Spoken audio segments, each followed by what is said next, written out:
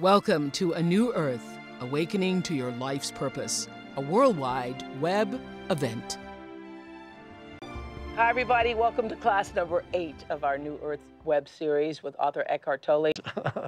So the more you stay in the now, the more you're keeping out fear. Fear comes through past or future. Thank you. Thank you. Thank you so much. Thank you. Okay, Yvonne. Okay. Yes. Hi. What's your question? I like this question. It's about this too shall pass and the quote about it. Forget the quote now. Shoot.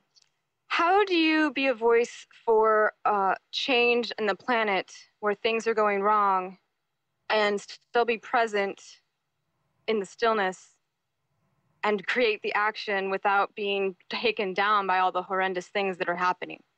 It seems to me like a paradox to be present and then to work for change in the future. Yeah, you said, how can I be a voice for planetary change and really say I don't mind what happens because there's so much... I don't mind what happens. That's the quote. So much crazy stuff is going on in the world. How can you just say... Do not mind animal abuse. Right. Not mind animal abuse, not mind all the violence going on in the world, and just say, this too shall pass. First, of course, the English language has two expressions that are related and yet very different. Sometimes I don't mind is interpreted by people as meaning I don't care. So I don't care and I don't mind are very different. I don't mind does not mean that you don't care. It means there is a space of freedom inside you, and that is a peaceful place. And unless you are rooted in that peaceful place within, you cannot ultimately be an agent for true positive change in this world. Your state of consciousness is what transmits itself through whatever you do. Your state of consciousness is primary. And only if your state of consciousness is at peace can whatever you do reflect that. And you can be a bringer of peace into this violent and insane world. And you can then, through whatever you do externally, can bring sanity into this logic, insane world. Whether it's about that particular thing you're concerned about or not, because if you are in a state of consciousness where you are at peace, everything that you do in the world will bring peace to the world. Yes. And that's how you change the world. Yes. And everything you do will be much more empowered. It will be empowered by that consciousness, rather than coming from antagonism, coming from thinking I have to fight these people, making situations or people into enemies. That's all the old consciousness. You cannot change this world through the old consciousness or applying the structures and the ways of the old consciousness. Yeah, one of the things you shared with us earlier, what he was saying, Yvonne, in one of the early classes, is that you cannot make change by fighting against anything. And a surefire way of knowing that something is going to fail is when you say it's the war against. Yes. The war against anything cannot win. No. So if you cannot fight, it does not mean that you cannot take action. You can take powerful action, but it comes out of that basic place of inner peace. People don't realize, many people don't realize yet that very powerful action come out of the place of inner peace. They believe they need to be agitated to bring about change. Somebody who's coming from inner peace motivate other people to sort of mind what's going on so that they might do things differently in their lives that impact the planet as a whole. That's the thing that kind of worries me, that the concept can give people apathy and like, oh, I'm going to throw my cigarette on the ground and it's going to go into the ocean and I don't mind what happens. No, that's not it. You see the consequences of any action. If you're present, then you will not do unconscious things that will actually produce suffering.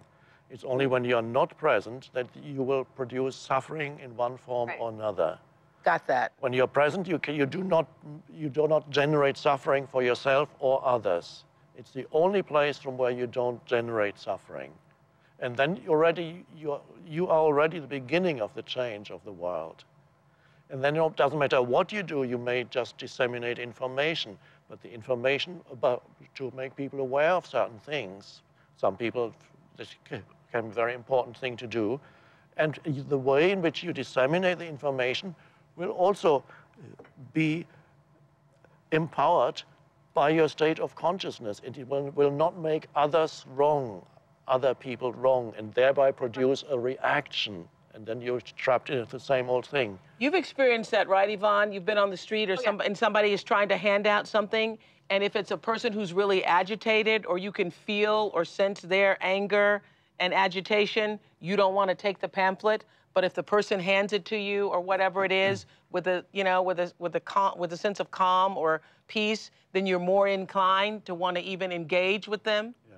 I've experienced that as myself, like 15 years ago in college, being the staunch environmentalist and telling people what to do, and of course, watching them do the opposite, Yeah. and inspiring the exact opposite that I wanted. So I've worked the last 10 years since the Power of the Now to be present, but in order to do that, I had to like stop looking at the atrocities of the world, and now I'm ready to come back and to keep the spiritual side, but at the same time, not let the world get me down, but be able to do something and be a part of positive change. Yes, that's your challenge now. That's your challenge now, and your spiritual practice now is to balance the two so that you can be active and bring about change in the world without losing your rootedness in being and your presence. So that's a balancing act.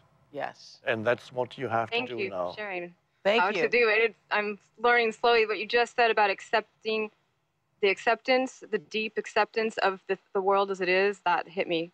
Yeah. Finally, I'm starting to understand the depth, and not the accept of it's okay. No. Right. Just that this is happening. That it is happening.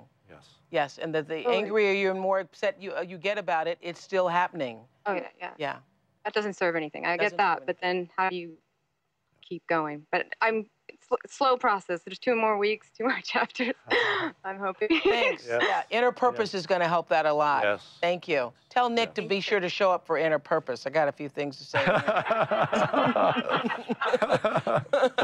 Thanks, everybody. Inner Purpose, when it defines what you do in the world, puts you in alignment, and all things come. Yes. As they should. And then there comes the alignment of inner purpose and outer purpose. That's it. Yeah. Thanks, everybody. Good night. Let's do our high five. We almost didn't do it last week, and people complained. Bye, everybody. Bye.